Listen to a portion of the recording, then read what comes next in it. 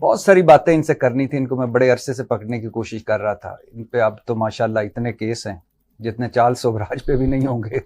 तो माशाल्लाह शहर दर शहर केस भुगत रहे हैं, और कुछ केस इतने मज़ का खेज हैं कि वो एंड पे मैं ज़रूर पूछना चाहूँगा कि मंजियाँ भी चोरी करते हैं और पता नहीं क्या क्या करते हैं। तो बड़ी बातें इनसे करनी है, और मैंने इनसे दरख्वास्त की है कि आज आपने सीधी सीधी बातें करनी है, सच्ची सच्ची बातें करनी है।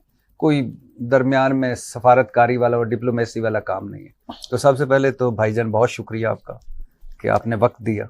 बड़ी साहब थैंक यू। अच्छा, ये ना बात की ना कि वो ऊपर आते जाते रहते हैं, हाँ तो मैं ऐसे शुरू में मुझे एक वाकया याद आ गया। हाँ परवेज मुशर्रफ साहब जब प्रेसिडेंसी से हटे तो आर्मी हाउस के अंदर ना एक सन रूम है, उसमें एक म्यूजिक हाँ। और ये सारा। मुशर्रफ साहब तो स्टाइलिश आदमी थे, बड़े आदमी थे। तो वैसे उन्होंने मुझे कहा कि देखो ये फलाने क्यों, मैंने फ़ोन किया सुबह, उसने जवाब नहीं आया, और ये बड़ा ये थोड़े वो गुस्से में थे।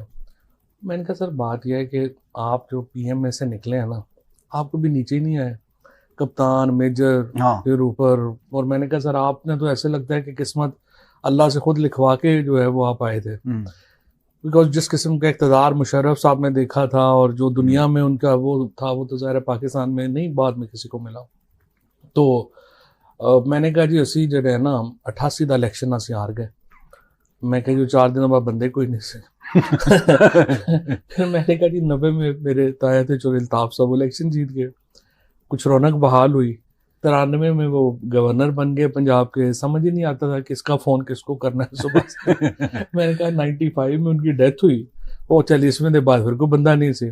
फिर मैं कहा जी तुसी आ गए, फिर 8.5-9 साल बड़े अच्छे लगे। तो मैंने कहा जी हम इतनी दफ़ा ऊपर नीचे जा चुके हैं कि ये चीज़ जो है ना इतना पॉलिटिशियंस को मैटर नहीं करती। और परवेज साहब के लिए मैंने सुना है कि उनके जो करीबी थे वो बहुत दुख का इजहार करते थे कि मैंने उसको भी फोन किया, उसको भी फोन किया, कोई फोन ही नहीं उठाता, कोई रिंग बैक ही नहीं करता। नहीं, वो तो उनको रहा बड़ा अकल है। इशफाक परवेज कियानी साहब पे तो बड़े वो नाराज रहे हैं, और उनके कई वाकयात उन्होंने सुना है। क्या मसलन कोई एक वाकया कोई क्या सुना? नहीं, वो उन्होंने कहा कि ये तो हर वक्त बैठा रहता था, मेरी तो तक तो एक्सेस ही नहीं था, ये ताकि उसका जो है वो उनकी खुशामद करता था और पैसे बनता था।